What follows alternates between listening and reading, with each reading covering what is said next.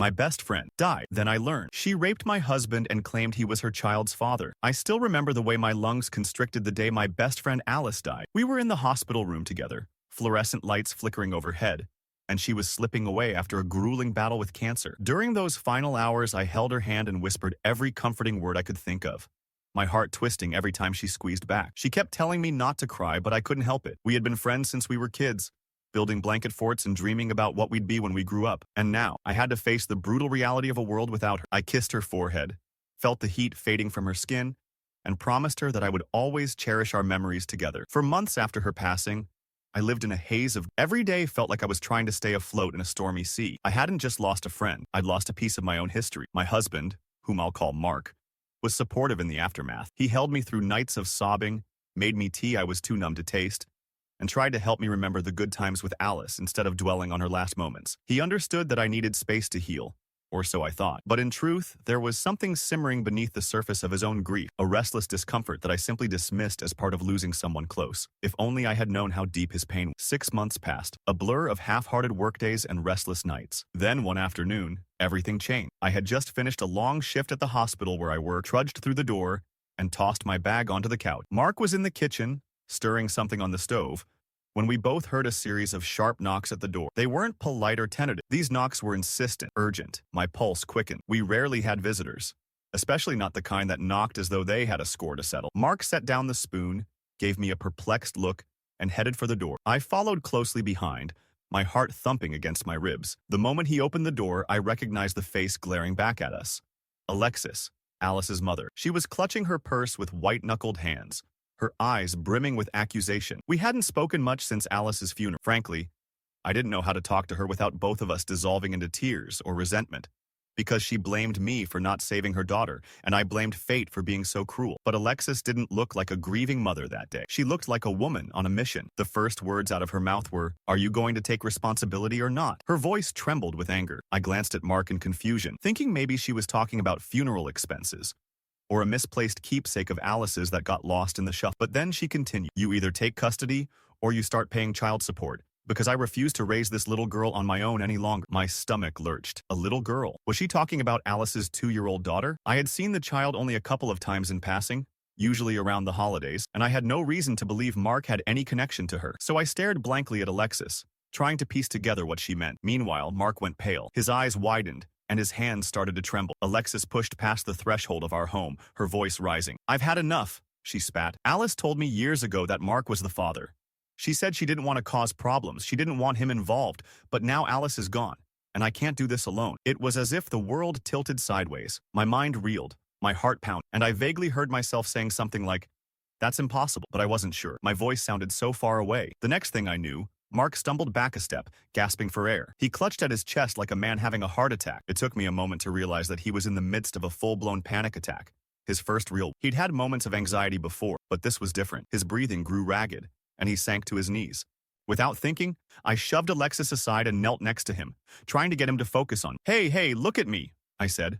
"Breathe." My medical training kicked in, but it was still terrifying to see the love of my life struggling for air. Drenched in sweat, eyes filled with terror, I could hear Alexis muttering behind me, something about not having all day, but I blocked her out. Mark gasped, "Stop, can't talk," and I urged him to take slow inhales, counting the seconds, trying to calm him down. Eventually, he managed to get enough oxygen that his body stopped shaking, but his eyes were still distant, filled with panic. I glared at Alexis and told her we would talk about this later. I needed to help my husband first. She looked furious but relented, probably realizing she wouldn't get a coherent conversation out of either of us. She marched out the door, leaving me with nothing but a hastily scribbled phone number and the echo of her accusations. As I locked up, Mark and I both slumped against the wall in the hallway, staring at each other like we'd just narrowly escaped a sinking ship. My thoughts whirled with too many questions. Was it true? Could it be? How could Alice have kept something this monumental from me? That night, Mark was too frazzled to talk. He kept apologizing, over and over, as though he'd committed a mortal sin. I tried to press him for details, but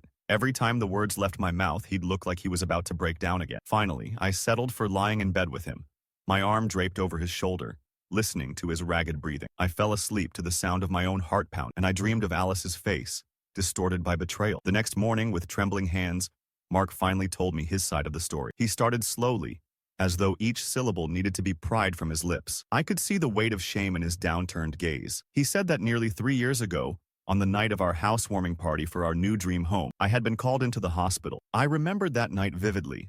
I had left around 6 in the evening and didn't return until the early hours of the morning. The housewarming party was still going when I got home, but only a few stragglers remained. Alice had already left. It had always struck me as odd that she hadn't stuck around to see me, but I chalked it up to her being tired or having other plans. Mark explained that after a night of heavy drinking, he'd gone up to our bedroom intending to pass out. At some point in the early morning, he half awoke to find Alice on top of him. He said he felt disoriented, like he was caught in a haze, and the room was spinning. He tried to push her away, tried to speak, but he couldn't. Everything went dark again. When he woke the next morning, he was hungover and confused, unsure if what he remembered was a dream, a hallucination, or real. He knew something was deeply wrong. He felt violated, shaken to his core, but the idea that he, a grown man, had been assaulted felt too surreal. He told me that he texted his closest friend the next day, describing the incident without naming names, to see if it still counted as rape if he'd been too intoxicated to consent. But he never told me, because he was terrified I wouldn't believe him, that I'd see him as a cheater, or worse, that I'd call him weak. My mind went numb as he confessed all of this. I wanted to cling to the belief that my best friend was incapable of such a thing, but I also saw the raw agony in my husband's eyes. Over the next hour, we hashed through every detail. He showed me some vague text messages between him and his friend, but they never mentioned Alice specific. They only discussed the possibility that someone had forced themselves on him. It was enough to lend some credence to his story, but not enough to be absolute proof. I found myself swaying between disbelief and empathy. Part of me wanted to scream that it couldn't be true, that Alice would never do such a horrible thing. Another part recognized that if Mark was telling the truth, he was a victim who had buried his trauma for years. The contradictions clawed at me, leaving me irritable and on edge. I spent hours pacing around the living room, replaying old memories with Alice. She'd always been strong-willed, but never predatory. I felt like I was losing my grip on what was real. Meanwhile, Alexis's accusation that the child was Mark's loomed over us like a toxic cloud. If what Mark remembered was true, then there was a strong possibility the child could be his. If that was the case, we'd have some major decisions to make. Did we want to raise this child? Could we handle that emotional burden, especially if the child was the result of something so violating? But before any of those questions could even be addressed, we needed absolute proof. I demanded that Mark agree to a DNA test, and he readily complied. In the midst of all this, though, I found myself so overwhelmed with conflicting emotions, anger, confusion, grief, that I told Mark I needed him to leave the house for a few days. Looking back, I wish I'd handled it differently. Maybe we could have fought through it together under the same roof. But in that moment, every time I looked at him, I saw Alice and the memories of a close friend who betrayed me. I needed space to figure out what I believed. Mark looked devastated, but he understood. He nodded, packed a bag, and left that very afternoon. Those days without him were surreal. Our home felt hollow, haunted by the ghosts of laughter that used to fill its walls. I alternated between sobbing uncontrollably and staring numbly at the walls. I'd catch glimpses of old photos, me and Alice in college, dancing at a party with giddy smiles, or the two of us eating ice cream on a beach, or holding each other tight after she first told me about her cancer diagnosis. Every snapshot taunted me. Was any of it real, or had I been blind to her true nature all along? At the same time, guilt gnawed at me like a relentless parasite. What kind of wife was I to send my husband away if he was genuinely a victim of assault? He had looked so helpless, so broken. I agonized over that decision, replaying the moment I told him to leave. His crushed expression haunted, especially late at night. On the third day, I tried to lose myself in work, picking up extra shifts at the hospital, but even there, I couldn't escape the swirling chaos in my mind. The beep of monitors, the hum of fluorescent lights, the sterile smell of disinfectant. All these familiar elements of my world felt foreign. I kept expecting to see Alice around every corner, only to remember she was gone. Grief and betrayal melded into a single ache in my chest. Finally, in a moment of clarity, I realized I was being horribly unfair to Mark. Even if there was a tiny chance he'd been lying, the way he'd broken down in front of me felt far too raw to be an act. And if he was telling the truth, if he'd truly been assaulted by Alice, I was punishing a victim. I was compounding his trauma. The moment that realization struck, I fumbled for my phone. My hands shook as I dialed his number. He picked up on the first ring, breathless like he'd been pacing. I could barely speak through my tears, but I forced the words out. "I'm sorry. Please come. I believe you." He was back in less than an hour, and the moment he stepped through the door, we clung to each other. I felt his heart pounding against mine as he whispered, "Thank you." We stayed in that embrace for what felt like an eternity, soaking in the comfort of simply not being alone with our nightmares. And even though uncertainty still loomed over us, it was better to face it together. We spent the next days reconnecting, speaking in soft voices late into the night, holding hands as if we were newlyweds. I finally allowed myself to cry in front of it, confessing that I felt like I had lost Alice not just once, but twice, first to cancer and now to this terrible revelation. He told me he understood, that he had been mourning her memory in a different way, a twisted sense of betrayal that ate him alive every time she visited after that night. I asked him why he didn't distance himself, but he said he'd been trying to keep the peace for my sake. He didn't want to hurt me, and he didn't want to stir up drama when Alice was already so ill. I decided to take a leave of absence from work so we could handle the situation head-on. My boss was understanding. She knew Alice, and she also knew I wasn't in the right headspace to care for patients. Sometimes the best thing a doctor can do is step back and heal herself. During that leave, Mark and I visited a lawyer. We explained the messy details, the assault claim, the possibility of paternity, Alexis's threats. The lawyer was compassionate but professional, guiding us through our options. The first step, of course, was establishing paternity once and for all. Only after that could we decide on custody or child support. She recommended an official DNA test through a recognized lab, but given the distance and Alexis's hostility, we started with an at-home kit we found online, which promised accurate results after a few weeks of processing. Sending off that kit felt like dropping a time bomb into the mailbox. Every day after that, we woke up wondering if it was the day we'd learn our fate. While we waited, Mark and I tried to rebuild trust and security in our marriage. We cooked meals together, pancakes in the morning, spaghetti dinners at night, talking about anything but the test results. Sometimes we played old board games, or we'd go for long walks through the neighborhood, savoring the fresh air. At night, we curled up together on the couch, flipping through old photographs, trying to reclaim the happy memories that had been tainted. We refused to let Alice's actions define the entirety of our past, but the anxiety was ever present. He would wake up some mornings drenched in sweat, plagued by nightmares in which Alice appeared in our bedroom again, laughing at his vulnerability. Other mornings, I'd be the one jolting awake, haunted by visions of Alice smirking at me from the grave, holding the child's hand. We were like two wounded animals trying to comfort each other while licking our own wounds. Finally, the envelope arrived. My stomach lurched at the sight of it. Mark and I sat at the kitchen table, the setting sun casting long shadows across the walls. My hands trembled as I tore open the seal. He squeezed my knee under the table,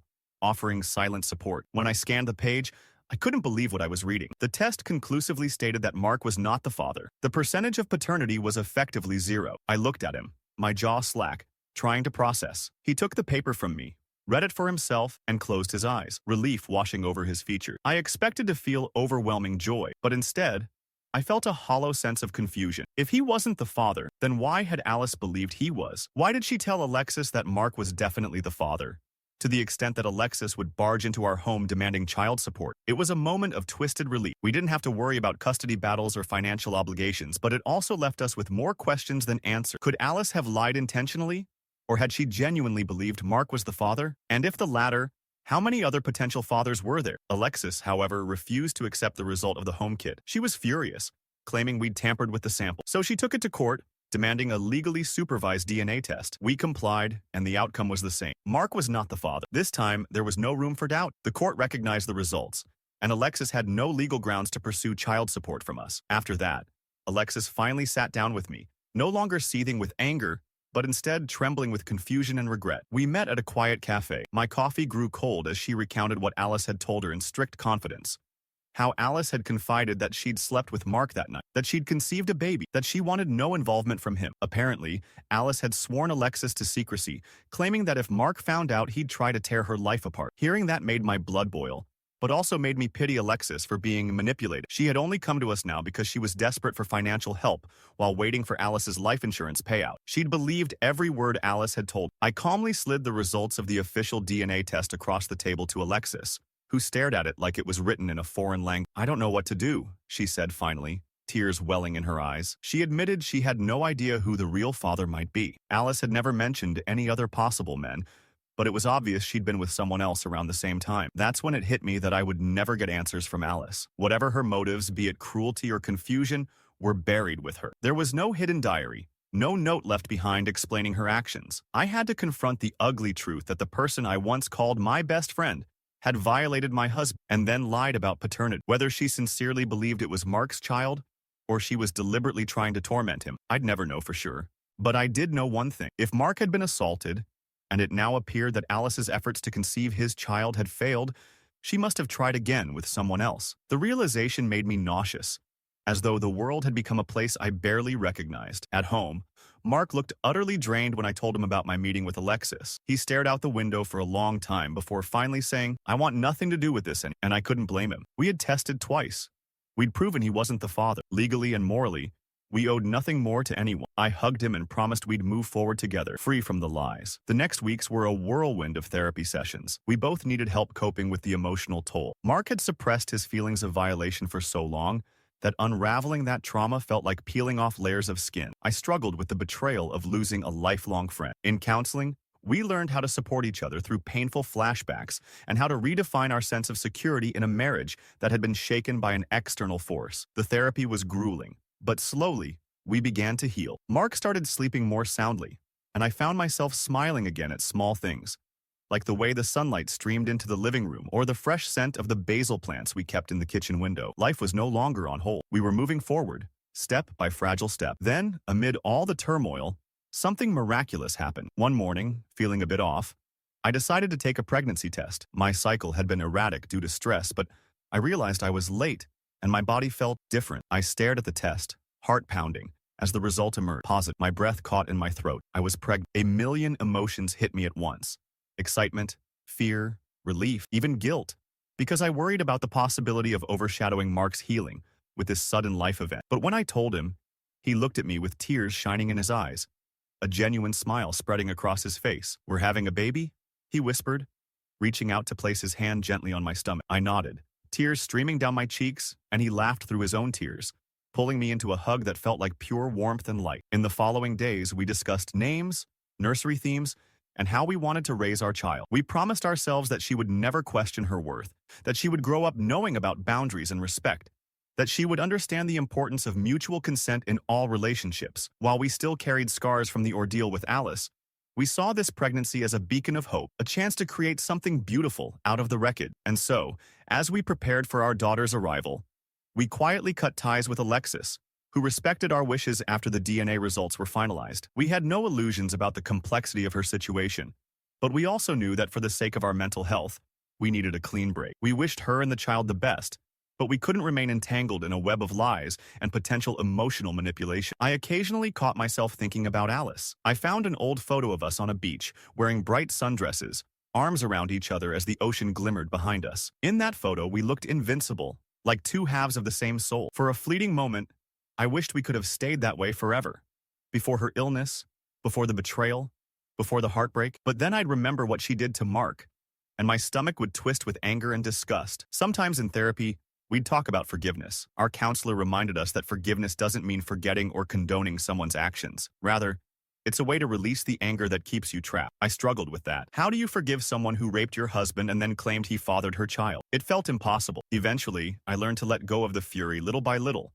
Not because she deserved forgiveness, but because Mark and I deserved peace. We had a future to focus on now, a tiny life that would depend on our emotional stability. Months passed, my belly grew, and Mark and I found a sort of gentle rhythm to our days. He'd rest a hand on my stomach and whispering hello to our daughter. I'd giggle and place my own hand over his. At night, we'd watch movies or read together, savoring the last few months of quiet before parenthood turned our world upside down. Sometimes he'd have night, or I'd wake up crying after dreaming of Alice.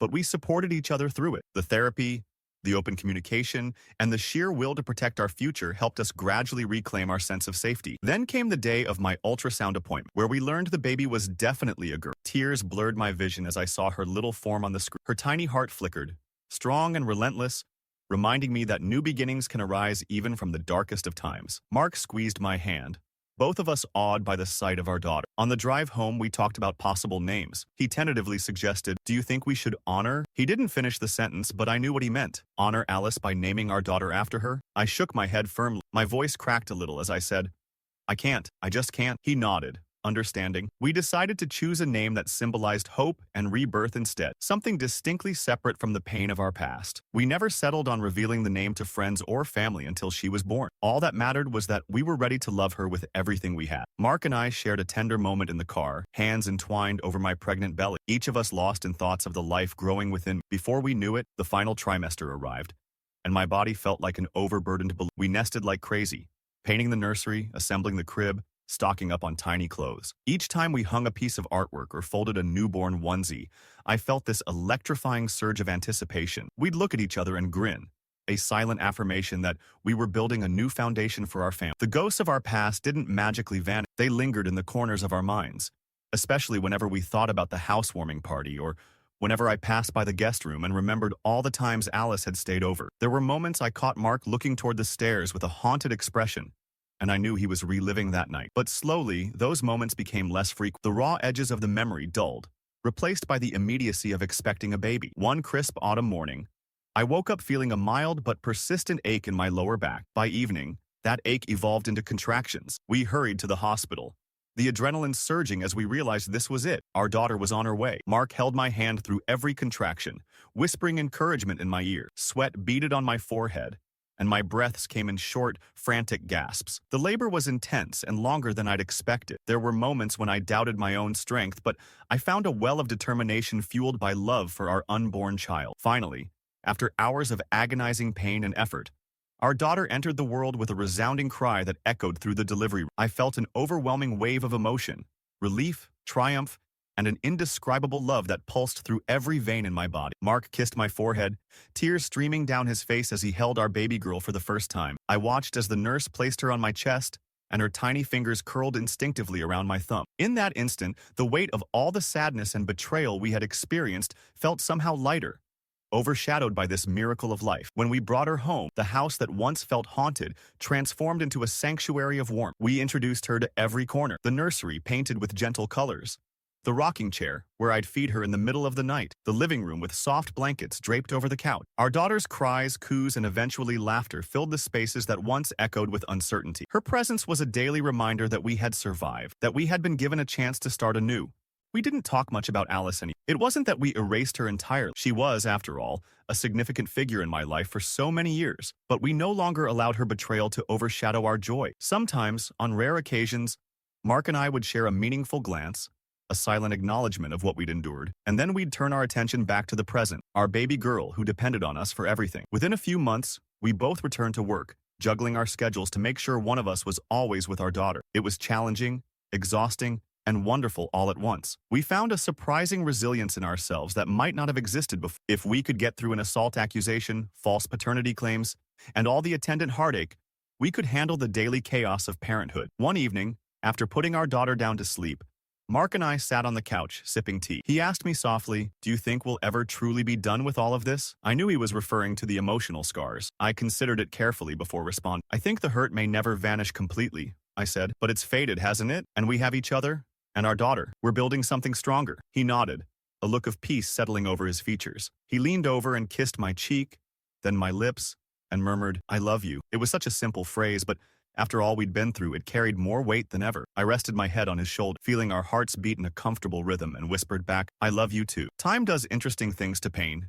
It doesn't erase it, but it allows it to shrink into a corner, overshadowed by newer, brighter experiences. That's how it felt for me. As our daughter grew into a toddler, full of curiosity and giggles, I found myself laughing more freely. Mark seemed to rediscover his sense of joy, focusing on teaching our daughter silly songs and reading her bedtime stories where he gave each character a hilarious voice. We forged new memories that had nothing to do with Alice or her betrayal, memories that stood on their own as testaments to our survival. We never found out who the child's real father was, and we stopped wondering. That was Alexis's concern, not ours. The last I heard, she was still wrestling with life insurance claims, doing her best to raise her granddaughter. I hoped for the child's sake that they found some measure of stability. In my more compassionate moments, I even hoped that the little girl would someday learn the truth about her mother in a way that didn't destroy her. But I also recognized that it wasn't my responsibility to make that happen. Over time, I managed to accept that Alice had done something unforgivable. Yet that didn't negate the fact that I had loved her, or that we had shared years of genuine friendship. People are complicated, and sometimes they do monstrous things. I could be both grateful for the memories of our friendship and horrified by the way she hurt my husband. Those dualities existed side by side and acknowledging them helped me let go of some of the bitterness. Now, years later, our daughter is in kindergarten, and she's learning to write her name with a flourish that makes me proud. She's healthy, sweet, and so full of life that it overwhelms me with gratitude. Mark has become the father I always knew he could be, attentive, playful, and protective in the most loving way. Watching him chase her around the yard or help her with simple math problems is a daily reminder of how far we've come. Sometimes, during quiet moments after we've tucked her into bed, I reflect on the twisted path that led us here. It was dark and harrowing, marked by betrayal and anguish, but it also revealed the depths of our love, our resilience, and our capacity to forgive. If not forgive Alice, then at least forgive ourselves for not seeing the truth sooner. We survived because we leaned on each other and sought professional help, choosing to confront the pain head-on rather than let it fester. If I've learned anything from this ordeal, it's that secrets, no matter how well buried, have a way of surfacing. The best we can do is face them with honesty and empathy. Victims can come from any walk of life, and sometimes the people we trust most are capable of immense harm. But with courage, open communication, and a willingness to heal, we can find our way forward, even from the deepest wounds. That's our story, one that began in heartbreak, but evolved into a tale of resilience. We navigated betrayal, unmasked painful truths, and eventually built a stronger foundation for our marriage. Today, our home is filled with laughter, bedtime stories, and hopeful plans for the future. We haven't forgotten Alice's actions, but we no longer let them control our destiny. We've chosen love, healing, and the pursuit of happiness, and we're grateful every day for the chance to continue onward together.